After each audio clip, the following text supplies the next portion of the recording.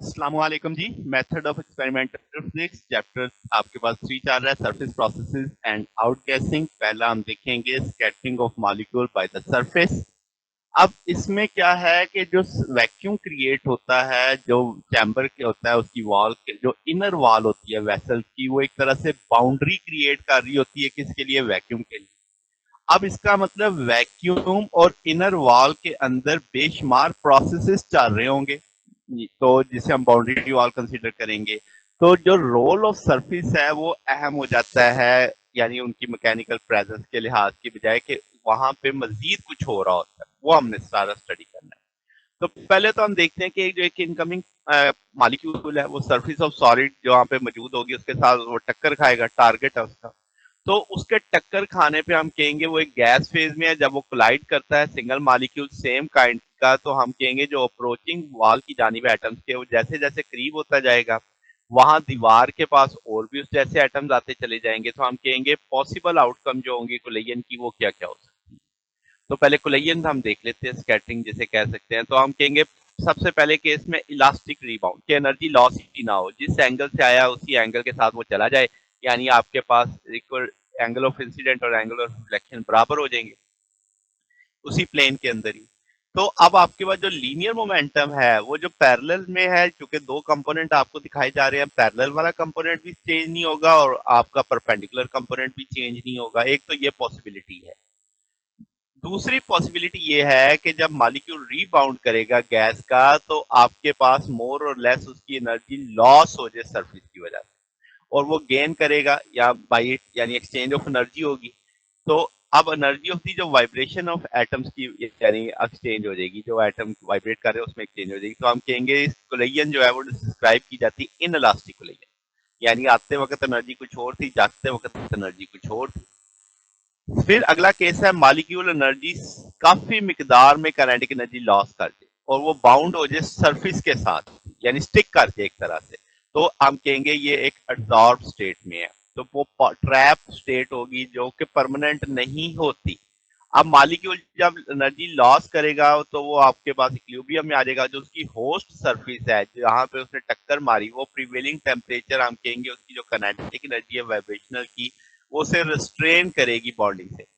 अब क्या होगा, स्टैटिस्टिकली चांस है वो हम कहेंगे वो वहां से इतनी एनर्जी हासिल कर लेगा कि वो आपके नेबरिंग के साथ यानी उसे फ्री कर लेगा, आजाद हो जाएगा वहां से। तो ये जो आइडेंटिटी है मॉलिक्यूल की सरफेस एटम की, हम कहेंगे ये कम भी हो सकती है, ब्रीफ भी हो सकती है, लॉन्ग भी हो सकती है। तो यानी वो कितनी देर उसके साथ लगा रहता है। अब जो मॉलिक्यूल सरफेस से निकलेगा उसका डिपार्चर रैंडम है, वो किसी भी सिंथ में जा सकता है। तो इनिशियल मोमेंटम तो पैरेलल होगा सरफेस के परपेंडिकुलर कंपोनेंट की बजाय। तो हम कहेंगे वो सारी डेसिपेट हो जाएगी कोलिजन के अंदर उसकी एनर्जी, और जो इलास्टिक और इलास्टिक रिबाउंड दोनों तरह की मुमकिनात वहां पे हो सकती हैं। और जो पार्शियल प्रिजर्वेशन है आपके पास पैरेलल कंपोनेंट ऑफ मोमेंटम की, वो उसी प्लेन में रहेगी।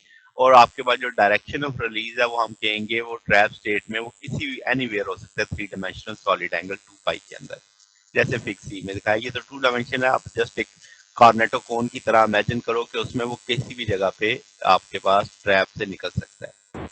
फिर अब हम कहेंगे अगर एक गैस सेम टेम्परेचर पे है और कंटेनर के अंदर, वो इक्विलिब्रियम में है इसके साथ, उसके तमाम मॉलिक्यूल्स की वेलोसिटी डिस्ट्रीब्यूशन अप्रोप्रिएट है उस टेम्परेचर पे, और आपके पास डिफरेंट प्रोसेस जो है हम कहेंगे कि हम सेपरेटली करेंगे ताकि उसका रेट चेंज ना हो। तो rate of in elastic collision की सूरत में जो लॉस हो रहा होगा वो बैलेंस हो रहा होगा इक्वल और अपोजिट गेन जो सरफेस ऑफ द गैस से होगा। फिर आप कह सकते हैं कि रेट ऑफ ट्रैपिंग और रिलीज ऑफ मॉलिक्यूल वो भी क्या रहना चाहिए? बैलेंस रहना चाहिए। अच्छा, अब इसी सारी दोनों बातों को ध्यान में रखते हुए हम कह सकते हैं जो एनर्जी का लॉस है E1 माइनस E2, वो उसको हम कहेंगे इसकी रेशियो आ जाएगी E1 माइनस ES। अब S आपके पास वो एनर्जी है जो इक्विलिब्रियम में एसोसिएट है सरफेस के साथ, तो इनकी रेशियो को हम अल्फा ई कह देंगे। तो आपके पास जब इलास्टिक कोलिजन होगी तो ये चूंकि बराबर ही होंगे तो हम E1 बराबर मान लेंगे E2 के, तो अल्फा ई जीरो आ जाएगा इन इलास्टिक कोलिजन में। तो अगर हम कहें कि ई टू बराबर है ई एस के, तो अल्फा ई बराबर आ जाएगा 1 के, तो हम कहेंगे कम्यूटेशन कंप्लीट है, उसने उसको पकड़ ही लिया, उसने उसको जाने ही नहीं दिया। अगर हम नॉन इक्विलिब्रियम सिचुएशन में देखें तो हम कहेंगे गैस हॉटर होगी सरफेस से जब उसे इम्पिंच करेगी। तो जो आपके पास एनर्जीज है उसे हम रिप्रेजेंट कर सकते हैं काइनेटिक एनर्जी ऑफ ट्रांसलेशन को अब आपके पास मीन काइनेटिक एनर्जी 3 kT/2 होता है, 3 भी कांस्टेंट, k भी कांस्टेंट, 2 भी कांस्टेंट, तो हम एनर्जी को टेम्परेचर से ले आते हैं, तो T1 minus T2 divided by T1 minus Ts। तो जो डाइटामिक और पॉलीटॉमिक मॉलिक्यूल होते हैं जैसे N2CO और H2O, हम कहेंगे इनकी वाइब्रेशनल रोटेशनल काइनेटिक एनर्जी भी वहां पे इन्वॉल्व हो जाती हैं, तो हम कहेंगे ये आपके पास 300 K से ज्यादा एक्साइटेड नहीं हो सकते। तो पार्शली हम कह सकते हैं जो स्कैटरिंग प्रोसेस की एक कम्प्लेक्सिटी है वो ज्यादा है किसके लिहाज से, मोनोटॉमिक के लिहाज से, आर्गन के लिए। तो कॉम्यूटेशन जो कोफिशिएंट है वो अप्रोप्रिएट होगा डिफरेंट एस्पेक्ट स्कैटरिंग प्रोसेस में, यानी डिफाइन करने के लिए, किन के लिए, डाइटामिक और पॉलीटॉमिक के लिए। तो ये हमारे पास सोल्यूशन एक तरह टॉपिक है। अगर आपको इसमें कोई बात पूछनी हो, डाउट हो, नीचे कमेंट्स पे पूछ सकते हैं। वीडियो अच्छी लगी हो तो वीडियो को लाइक कीजिएगा, दोस्तों के साथ शेयर कीजिएगा, चैनल को सब्सक्राइब कर दीजिएगा। अब तक के लिए इतना ही, बाकी इंशाल्लाह नेक्स्ट देखेंगे। ओके, अल्लाह हाफिज।